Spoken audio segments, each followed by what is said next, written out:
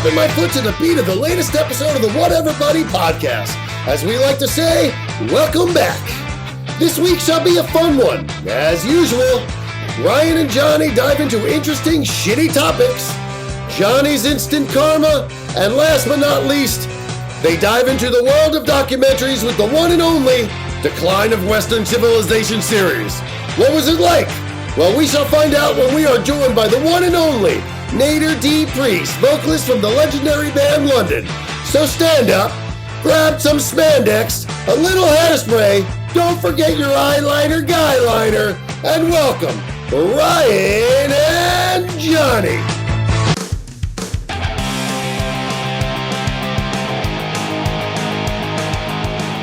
Hey Johnny, how's it going, buddy?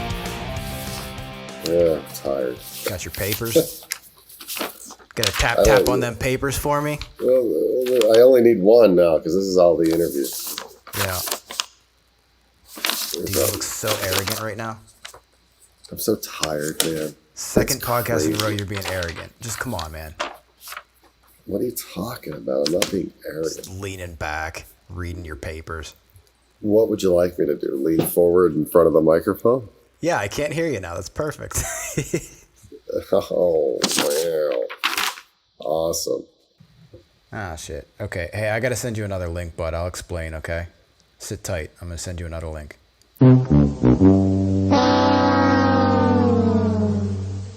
think I'm going to cry right now. I just sat on my fucking glasses. How'd you do that? I stood up and I was a fucking idiot and put them down on my fucking seat. Came back, forgot they were on my seat. Why I put them on the seat? They haven't broken off completely. You being a glasses guy, is there a way I can salvage this before I fucking completely break off? I don't know. I can't see how they're bent. Is it bent on the plastic or is it bent on like the metal? I can't see. In all reality, we might have gotten this whole segment with my glasses. It's an instant karma segment. See, I wasn't going to tell you, but now I have to. See, you put me on hold by saying I will send you a new link. Yeah. I'm like, okay. So when we get off, my shit's all running. I'm like, all right, now I'm going to really piss you off. And I thought it'd be really funny if you never saw it coming, that you're just going through this stuff and then all of a sudden there's just like fucking crazy drums going on, right? So, I would have just thought that you were playing drums, dude. You're doing that to piss me off? Well, I thought it would be really loud. I tried to use a lot of cymbals. I tried to do all this obnoxious stuff as I could.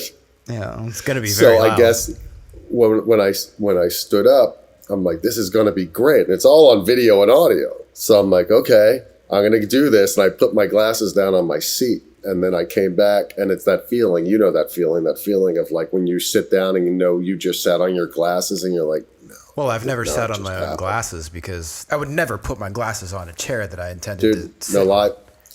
Third time this happened to me. Not just this first time with this pair, but I've broken two, like straight up broken and had to fucking gaff tape the fucking piece on. The only thing that would be better is if you had to gaff tape the middle. I've never had to gaff tape the middle. But like the point is, instant karma is with his white tape. Right. Revenge of the Nerds. Right. The instant karma point of all this is I went to go annoy you and came back and in return sat on my glasses. So then follow me. You're this week's dummy. Yep. Yo, dummy. Yo, dummy. Let me just tell you something. I didn't wear glasses. I'm not an educated glasses guy. You know what else? Let's talk about another thing that's uneducated. Dogs. I don't know anything about dogs. I've never been a dog guy, never owned a dog. So lately I've been trying to help out with my girls' dogs. They need to go for a walk. And this is a true story. This happened to me 2 weeks ago. And talk about pissing me off. And once again, instant karma. I don't even know how this is karma. I must have fucking done something wrong this day.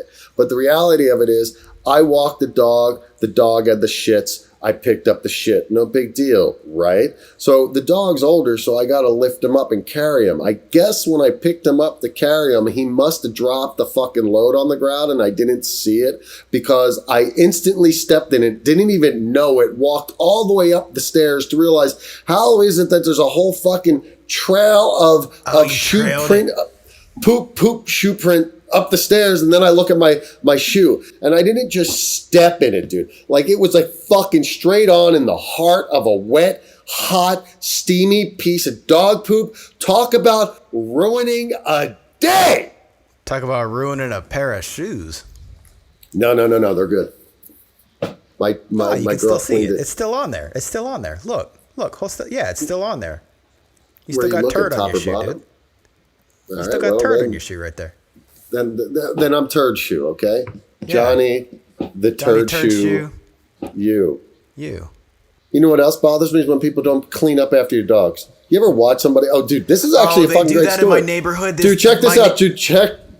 Go ahead, please. I want to hear what you were going to say. This is a fucking great story. So dog shit and people lack of cleaning up their dog shit is my pet peeve of this week.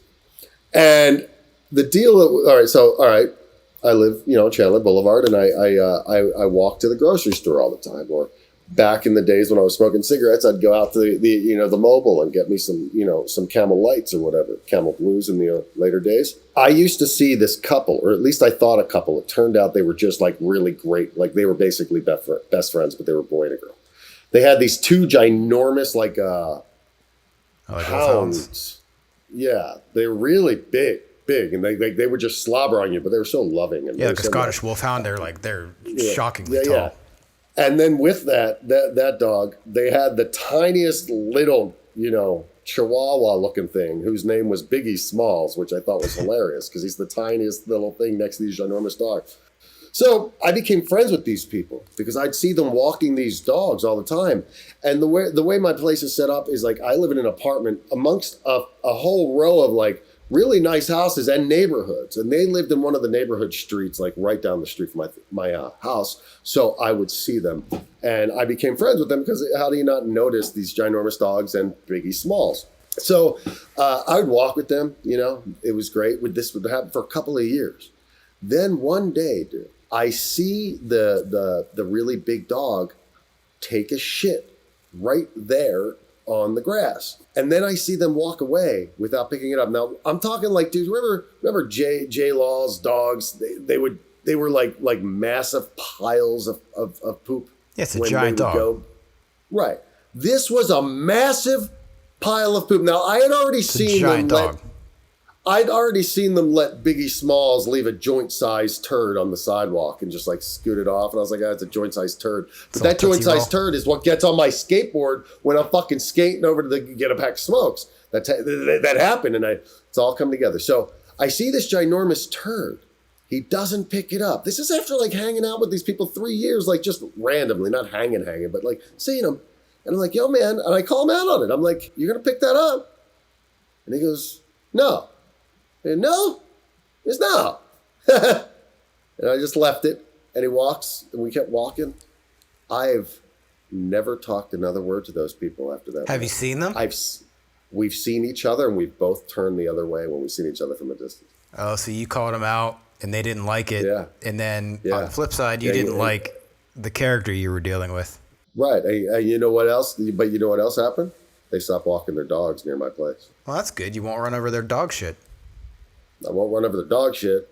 I won't have to deal with their bullshit.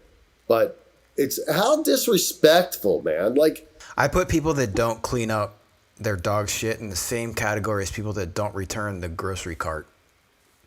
Oh man, yeah. It's the same. It's the same thing. So, you don't pick up the dog shit. Somebody walks by, steps in the dog shit. You don't put your grocery cart back. Your grocery cart catches the wind, ends up hitting someone's car. Yeah. The only difference is this, though. No. You got the point with the car. Never mind. My theory's out the window. I was just gonna say, I feel like dog shit from a cart being in my way is apples and oranges, but no, they're oranges and oranges. I just out-talked the talker on this podcast. Yeah. Yeah. Well, I'll tell you what. If those people, I don't know whatever happened to them. I hope I know that he was trying to pass the bar. I hope you passed the bar, dude. I hope you did well. I hope you're a successful lawyer now. Yeah. It's been a couple of years since this has happened, and for her, I hope she's doing well. And Biggie Smalls, I hope you're carrying the troops along as you normally do. I don't wish bad on those people. I just, after they don't pick up their dog shit, I hope they sit on their glasses. Well, whoa, I just set on my glasses.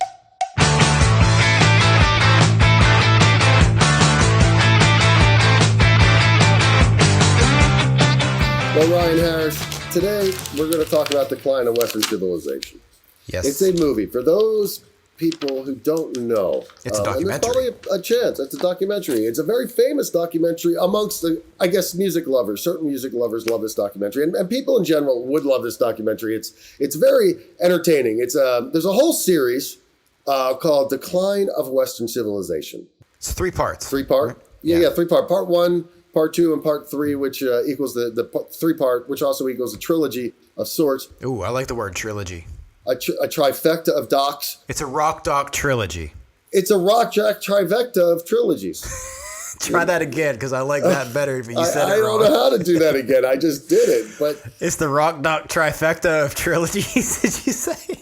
Part 1 is about the late 70s, early 80s punk rock music scene in Los Angeles, California. Part 2 is about the 80s metal glam music scene in Los Angeles, California. Part 3, I'm still trying to figure it out, but I'm pretty sure it's about squatters who play in the underground punk rock scene of Los Angeles, California in the 90s. Yeah, three lost me a little bit, but the first 2 are good. At the time I saw Part 1, I had seen Part 2. I've seen Part 2 a lot in my life. We'll get to Part 2, because Part 2 is exciting because our guest today is from Part 2. But Part 1, Levon Webb, the lead singer of The Knives, he got me into Part 1 because he told me he was really a big Hollywood history buff. Like, that was his deal. He's really into old Hollywood. And I learned a lot. It taught me so much about the city of LA. What was Part 1 like for you? Yeah, I mean, you're going the whole historic side of it, but for me, it was just like kind of learning about punk music because my start with music was more rock based. So learning about the you punk and me side both. Of it. I mean, those dudes, they lived it. I mean, they're legends today. If you saw some of these bands that are on there, you got Black Flag, Circle Jerks, Germs, Fear. How about the foresight to go and videotape that and capture that when it was happening? Like, they're legendary today, not because of that documentary, but because of what they did for music. Part 2's the one that I saw first, though. Me too. Yeah. Me too. I think for a lot of us. And, dude, I saw Part 2 at a really young age. Like, a little history about the Johnny you in the third person, as I like to say. My brother got me into music at a really young age. So I saw Decline really young. For me, when I first saw it, was like, this is crazy. This is like, not crazy, like, just outlandish. The Sunset Strip, late 80s rock and metal scene was definitely visual. It had a lot of unique characters, and the documentary caught them on camera. And hopefully we'll get to learn from some of this when Nadir D'Priest, our guest for the day, the singer of the band London, which we will talk about in a moment as well, he'll be joining us, and he was part of that scene. But like the fact that you hear about people just like Sunset Boulevard, you couldn't walk down the streets. It was so packed on both sides of the street. Yeah. With bands handing out flyers and just tons of people going in and out of every club. Like, everybody wanted to be part of something. Like, everybody's like, oh, what are you doing today? Well, obviously we're going down to the Rainbow or we're going to the Sunset. Like, that's what they did. There was all sorts of bands. People came from all over. This is what we learned in the documentary. People came from everywhere, all parts of the world, to be part of this scene. Not every band made it. That's the thing. In this documentary, you see some bands that do make it. Poison, Aerosmith, Ozzy Osbourne, Kiss. And you do see Lemmy. Those are the bands that made it. But there's way more bands and people who did not succeed. And in this documentary, I don't know about you, Ryan, but for me, there's times where I'm like, ooh, that hurts to watch because you see things where you're like, man, like, there's dreamers and doers, Ryan Harris. Yeah, and it catches that spectrum. It catches the spectrum all the way from talking to Steven Tyler and Joe Perry, who were successful before this documentary. It's not saying this documentary had anything to do with their success. But it ranges from that all the way down to like somebody they probably just saw walking down the street and was like, hey, you look unique. Let's talk to you. They must have just walked down the street and did exactly what you said. Yeah. Because some of these people are just fucking out of their minds. And, you know, some of it, like, you also wonder if it's staged. You know what I mean? Like, this video that we're going to share and you'll be able to listen to, we are not going to talk over it so you can hear what these people are saying. These are people who are in bands or fans of bands in this documentary that make you go, I wonder where they are today. Ryan, hit it. The Decline of Western Civilization. Do you think that you're going to be a rock star? Oh, yes. Yeah, I'm going to be famous. Rock star, yeah. Yeah. So I want to be a rock star. Gonna be a rock star. I'm going to be a rock star. I am going to be. I mean, I wouldn't mind being like, rock star or nothing. But as long as rock star is defined as rich, I think that it'll come pretty easily for me, you know, because I'm different from everyone else. What if you don't make it as a rock star? oh, I will. But what if you don't? In 10 years, what are you going to be doing? See, I will though. See. What if you don't make it? But I will. I will make it. For sure. I'm not gonna quit until I do. The main key is perseverance, and I will persevere. That question is not in my mind. The minute you doubt is the minute you lose it. What if I don't make it? I'll find a vacant drainage ditch or something and lay my bed down. I don't know, I end up on Skid Row or something. I don't know. I don't know where I'm gonna be. Doesn't it worry you? No. I'm like him though, it really doesn't enter my mind. I can't picture not making it. It's just, you see, if you came and heard us, you'd think the same thing too. So in the documentary, London, for those who don't know, London is a band that's been around forever. Nikki Sixx from Motley Crue started the band with Lizzie Gray, who is in London as well. They started the band together. Nikki Sixx went on to start Motley Crue. From Guns N' Roses, Izzy Stradlin, Slash, and Steven Adler all at some point or another played in London. Tony Richards, the original drummer for the band Wasp, played in London. Speaking of Wasp, Blackie Lawless from Wasp played in London. Fred Coury, the drummer from Cinderella, played in London. Am I forgetting any, Ryan? It's a pretty good list. And we're probably forgetting some, too. Mick Jagger once played in London. Allegedly. London's been around. They paid their dues.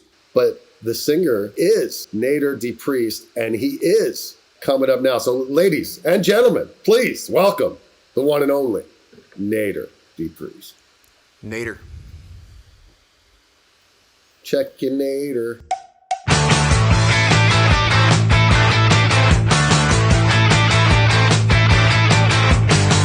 Not Tokyo, not Paris, perhaps Stockholm, nah, just Los Angeles. Ladies and gentlemen, from the band London, Nadir D'Priest.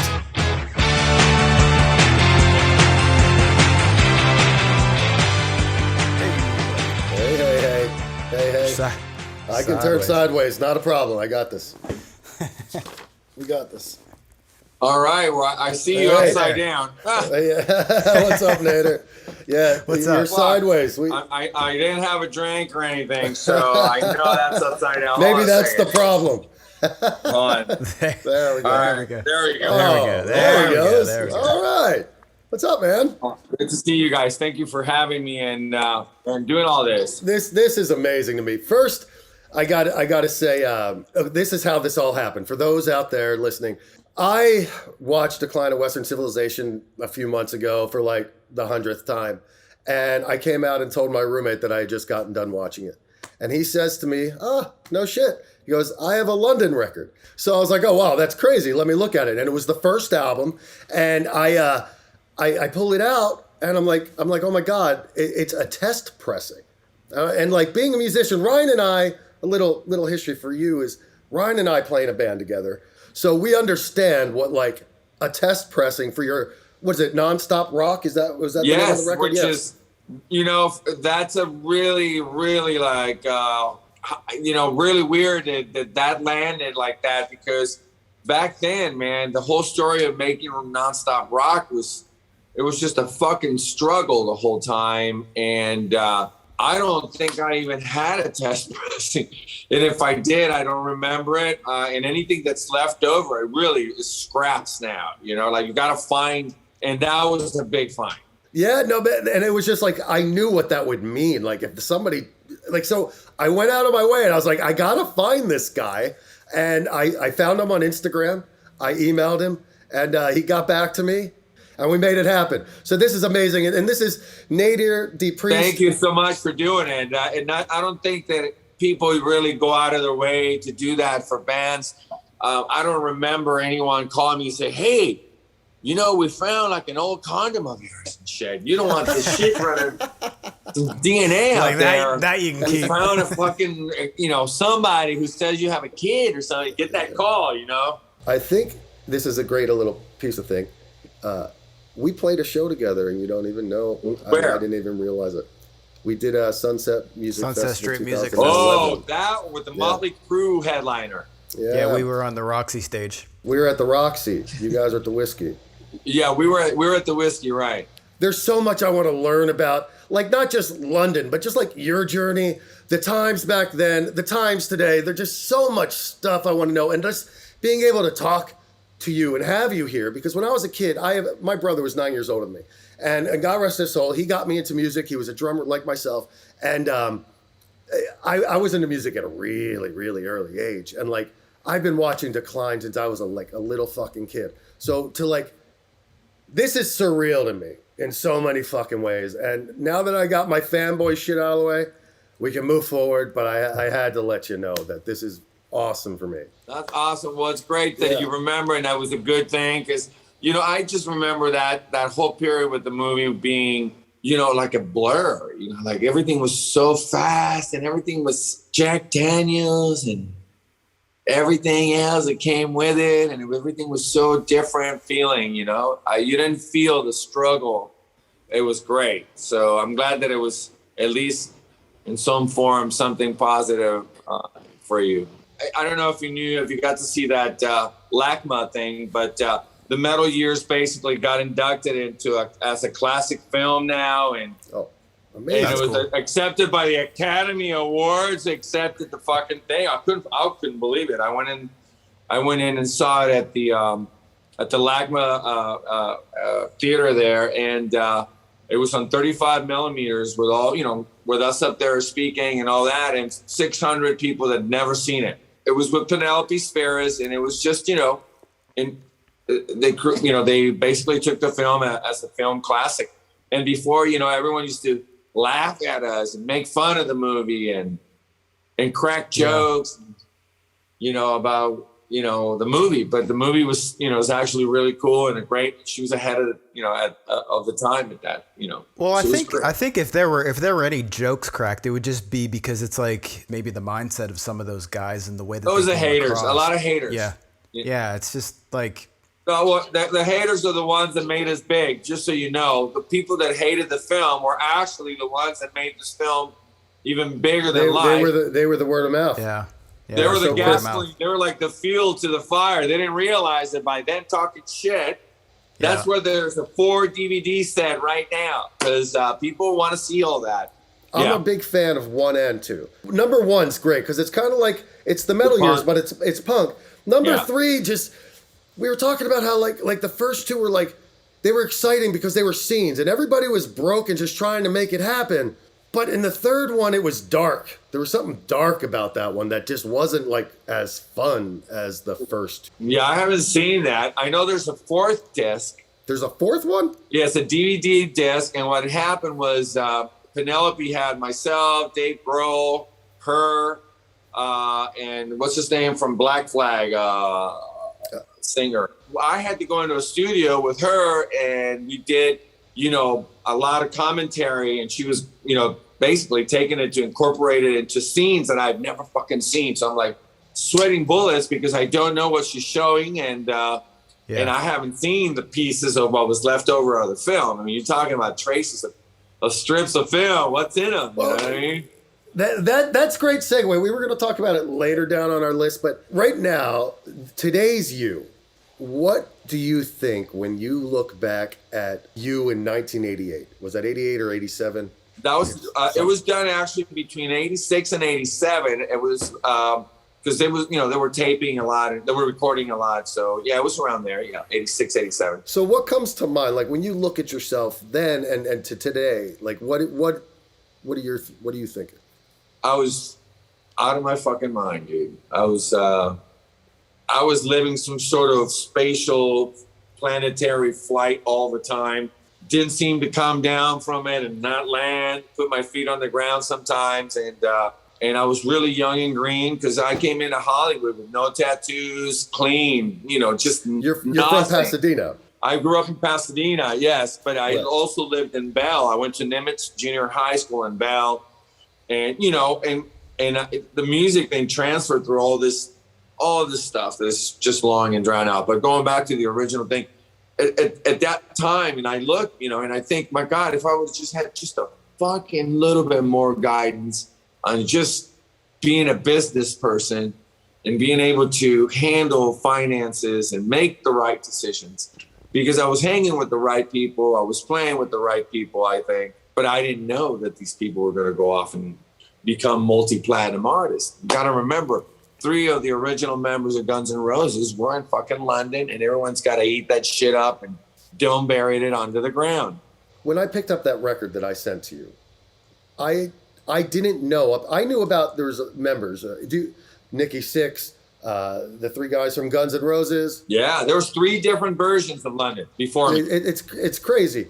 So when I picked up that record, I didn't know that Fred Coury was in the band then. I'm from Philadelphia. Yes. So Fred Coury, to me, like, I was like, oh my God, I didn't even know he was in the band. Like, that's crazy. Fred Coury played for me when he was 17 years old. He was in Los Angeles auditioning for Dio or Ozzy or both or something. He was there on a mission, and he didn't get picked. They didn't want him, and I don't say it in a bad way. They just didn't pick him, Sure. And London was right next door in the other studio, and I said, well, I need a fucking drummer. And I have a pretty good record of picking fucking awesome drummers, and, but, I was stoked to have him because he was really fucking good. And he had a really, really cocky attitude. And I'm like, this motherfucker's perfect. I mean, I had Tony Richards from Wasp. He was no Tony Richards. You know what I mean? He was like a little fucking altar boy compared to Tony Richards. You know what I mean? But I just had Tony Richards, and it just didn't work out. The party was big, we were getting along good. So Freddie was perfect. He was green, he was not polluted. We loved it. And we were doing an album that so didn't funny get how finished. The green guy, the new guy in town's always the best guy to get your hands on. Well, he was young, and he was really fucking good and badass on the drum. You didn't see him.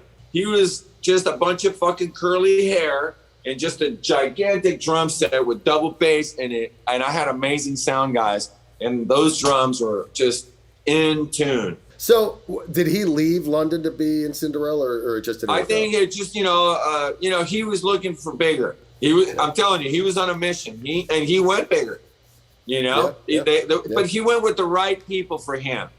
He went off and did his thing with Cinderella because it worked out for him. And destiny, that's how it works, man. Back in Pasadena, and this is just a random me being a rock nerd at the moment. Kenny Richards was from Kenny Richards, I never met him. Okay, that was my question, if you knew. No, him. I never met Kenny Richards. The only people that I met, it was Eddie Van Halen and Alex Van Halen and Michael Anthony, because they rehearsed at 1881 Las Lunas, which happens to be my best friends, my singer at the time in the cover band, neighbor. So you could hear Van Halen rehearsing from the garage. And at the time, they just lived in that little house, and they had a purple van and like a Fiat, small little Fiat car and stuff. And we would go in the alley and fucking listen to them go, oh my God, listen to that shit, The reason I was asking is because, like, the story be told that Kenny Richards, drummer for Autograph, Pasadena, good friends with David Lee Roth, and that's how they knew it. Yeah, I'm got their sure whole that deal. the story. I've heard something about that, but I never met him. So you're a young kid in Pasadena. Yeah. How did we go from young kid in Pasadena who's a Van Halen fan? I was playing drums in Pasadena. I was a drummer first. And I ended up landing in a band called Exude, which was a new wave band. And it was like just bass, synthesizers, and a singer, and drums. Yeah. Were you singing or playing drums? No, I was just playing drums. And then I did my first record about, I was about 17 and a half, at Rust Recording Studios on La Brea. The building's still there. And from there on, I ended up meeting with someone there who suggested that I should sing, as you have the voice, you have the personality, and, singers are needed, and you should go out there and try to sing. And I'm like, fuck all that. And then one day I got tired of schlepping gear, man. That was it, I think. Yeah. What was this step from growing up in Pasadena to moving to Hollywood? Very easy. I moved to Orange County from Pasadena. My mom was working up there, and I ended up meeting a band called Thunderbolt, and they were older dudes than me, and they were like, they loved the Who and English rock and all that shit, and they were super tight. And I mean, I wasn't a Who fan, but I needed to get my chops together. But I was dressing like all in black and fucking the haircut like really weird and spikes on my neck, and just like going through this metal transition, going into this dark lyrical content. And I think they basically said, oh, that's not what we're doing. So I got fired. And then I ended up in another band, and that one was called Vertigo. We ended up doing they had really like a really amazing Japanese guitar player that was just insanely good. And he wrote really good songs, and he was just really fucking loud. You couldn't sing, when you did a gig, it was him. He was the guy.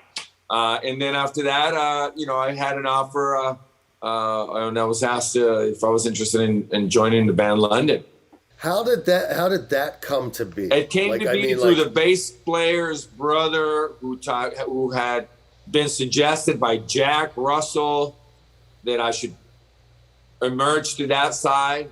And, as soon as we met, Lizzie and I, we never became separated from the first moment. Was he reforming the band at that point? No, it wasn't reforming. Listen, this is the deal. I mean, I don't want to make it a long story because it'll bore you to death, and there's so much out there on it. But I used to go see London at the Starwood. So I was a kid watching London.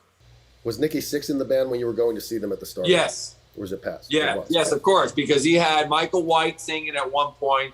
He had Nigel Benjamin singing for him, who was in Mott, and one more guy I can't think of right now. Oh, man, I'm getting crazy. But yeah, so he did 3 attempts, but on those attempts, there was nothing really. They didn't cut a record. There was no record deal. And, I hope that Nicky doesn't take this to offense, but when I joined London, Brian West, who's on the first album, second album, third album on bass, he had joined almost at the same time as us, as me, and Adler was like in that whole mix, you know what I mean? So when we were doing that, it was his 4th attempt with a new singer, meaning me, right?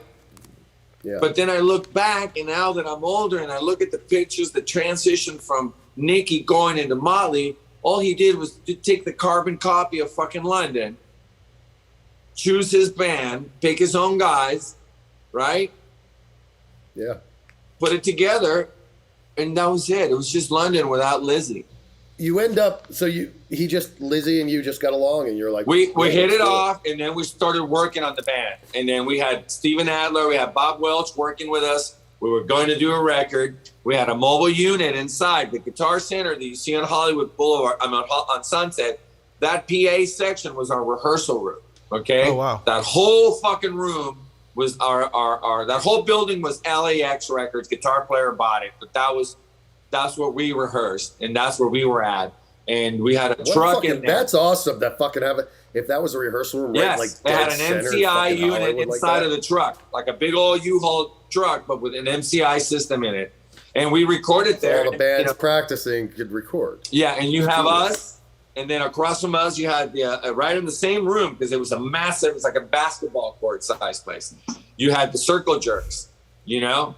Oh, wow. And the Circle Jerks were rehearsing with Flea. See, nobody knows that Flea was playing at the Circle Jerks for a bit. That makes sense now that he's in the third Decline of Western Civilization with the Circle Jerks. That makes sense now. Yeah. That, Yeah, back then though, nobody would remember that unless Penelope put it on film. Nobody really knew that he was actually in it at that time, and they rehearsed in the same room as we did. We had War rehearsed there too. Awesome. Back then, so it was just like a mixture of different bands.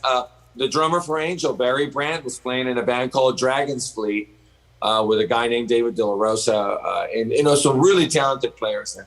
Were a lot of partying going on. So it was a great time for us there. it's just a good scene. So you mentioned there were singers before you, but you're the only singer on any album. I'm the guy on all the albums. So with that There are being no said, others.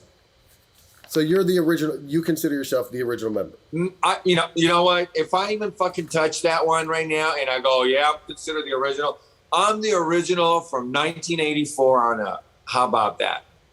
Okay. But I'm not the original from the beginning of Lizzie. So when Lizzie left, how that puts you in a peculiar That was situation. fucked, man. I was not happy about that. I lost my partner at that point. He didn't like the directions.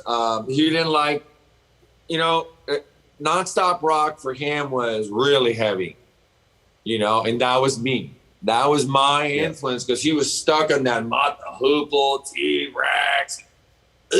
That's enough. I was not in that. I came from Black Sabbath, Judas Priest, and I like challenging things. I like heavy guitar tones, detuned guitars. I like heavy chords. I like very big bass lines. I like giant drums.